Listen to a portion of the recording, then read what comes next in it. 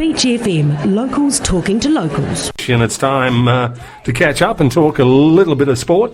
And I catch up with my very good friend and Sky commentator, Grant Nisbett.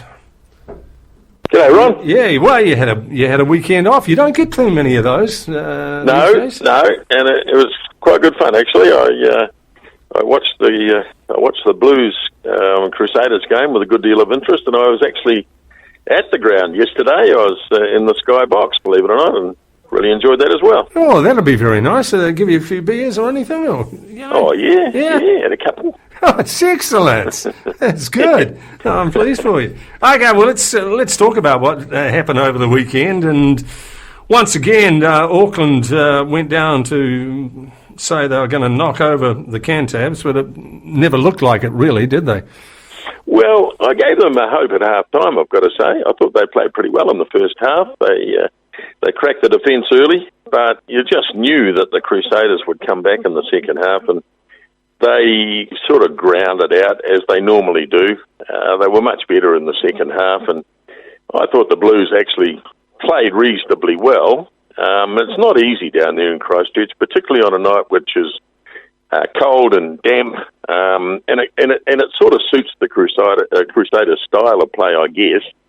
And so, the Blues came up short, but I wouldn't be too disappointed if I were them. What they've got to do now is aim to win their return match at Eden Park. That's important from their point of view.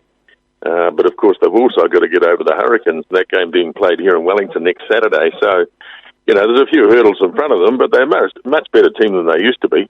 Oh, for sure. Yeah. There's no doubt about that at all. And just the way the Cantabs are playing at the moment, they're pretty hard to get past, aren't they? I mean, they tackle well, they attack well, and it's just hard for any side to go down there and have a look at them. Really, it's the way I've sort of looked at it over the last few weeks. Hurricanes, of course, at home, and boy, it blew a bit there, didn't it?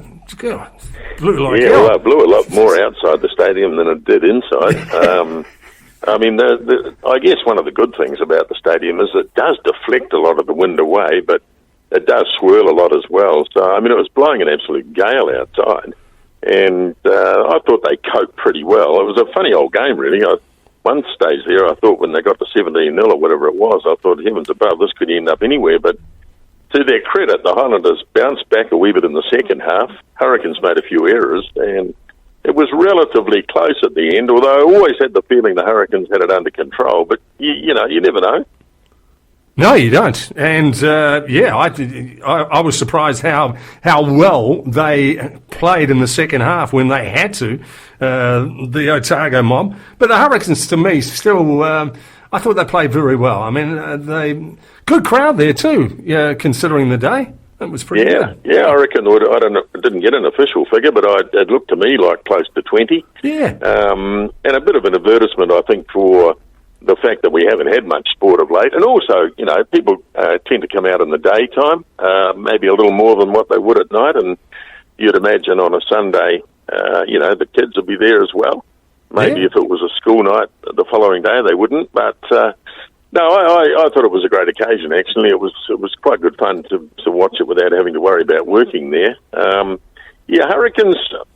To me, just, if they had 8 cylinders, they're running on 7 of them.